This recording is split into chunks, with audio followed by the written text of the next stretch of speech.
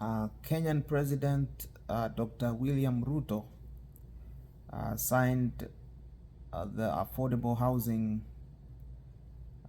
bill to become a law, and going by the Maslow hierarchy of needs, shelter, food, water, clothing, all those things are basic needs and they need to be achieved.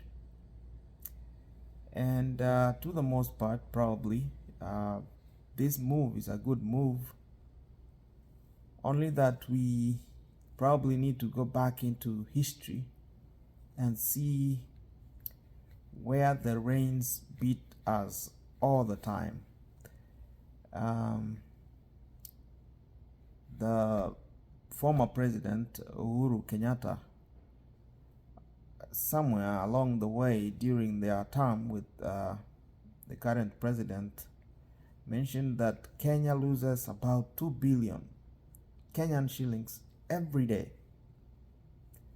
And somewhere along the way we have heard that Kenya loses about 608 billion Kenyan shillings every year to corruption and other related issues. For the housing bill that has been signed to law, it's been projected that about 76 billion Kenyan shillings will be raised per year.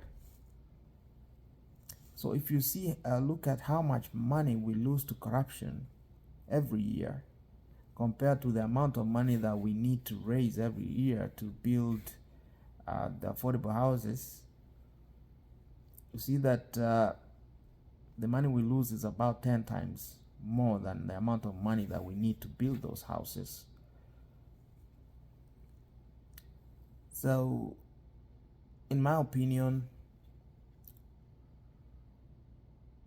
everybody needs houses, yes, but we can have a better way of building those houses, because if you look at how much money we are losing to corruption and wasting in unnecessary travel, unnecessary parties and banquets, unnecessary traveling in the country and outside the country, probably the best option will be to enact policies and find ways to minimize waste and end corruption in totality. So if we curb corruption and seal all the loopholes, then we'll have more money that we need to build affordable housing for every Kenyan. And a lot of people have argued that the bill can be discriminatory, even though it has gone through a lot of amendments since people complained and the court nullified the whole process. Still, the bill could seem discriminatory to people who already have houses and are already paying mortgages on them, or people who live in their rural homes and they have their ancestral homes that don't need affordable housing. So to cure all this confusion and unnecessary noise, it would be great if we cure corruption, at least even 80%, and then use that money to build houses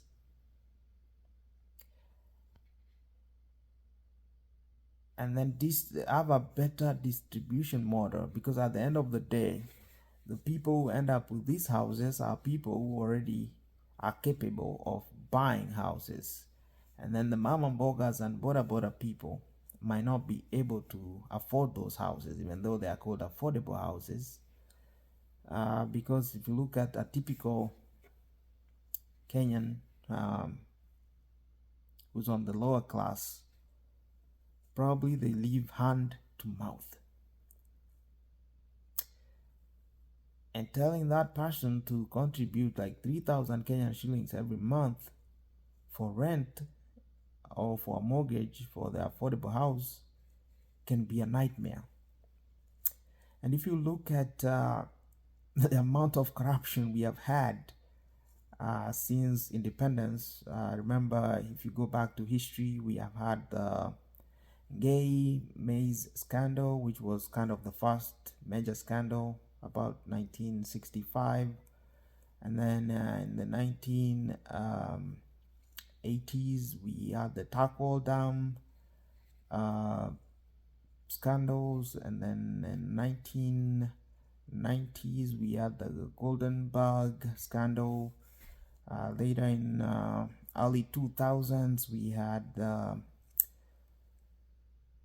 Kibaki government was accused of spending about $12 billion to buy cars. And then 2008, 2009, we had the Triton scandal, and then we had the Grand Regents scandal. And then coming to the 2010s to 2020, we had the NYS, and then we had the COVID money. We have had a lot of corruption, and as I began by saying, we lose like 2 billion every single day to corruption.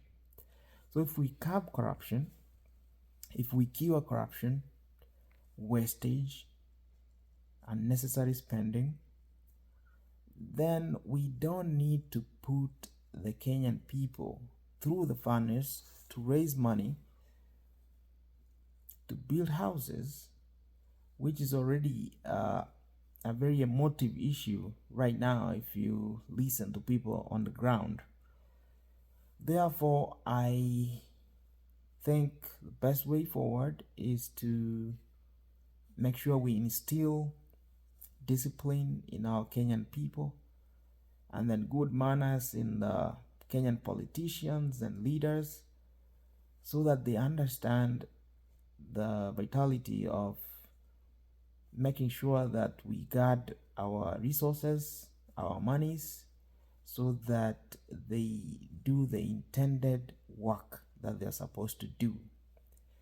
That way, we'll have better infrastructure in terms of facilities, buildings, healthcare structures, our schools. So we have clean, safe water to drink. And I believe if most people are given proper infrastructures in terms of education, healthcare, roads, electricity, all those good things, most Kenyans are very hardworking people. They will be able to work or do their businesses without interruption.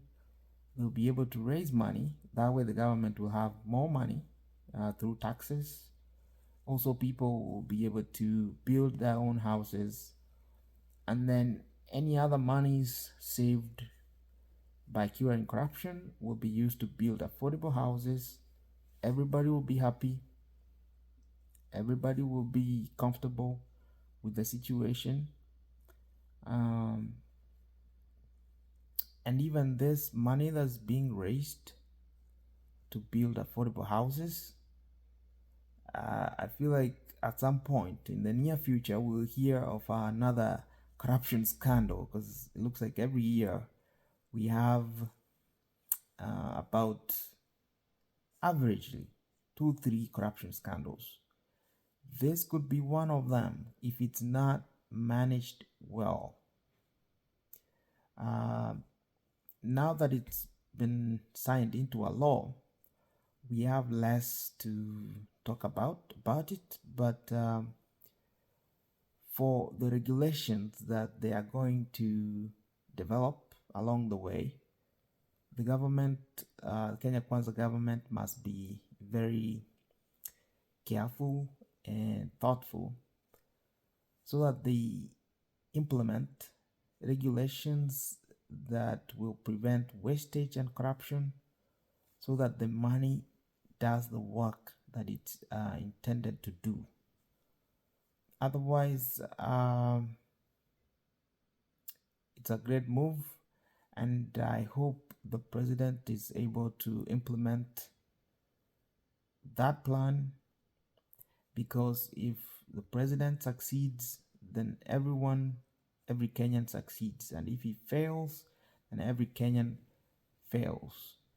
I know he's a very hardworking and God-fearing man.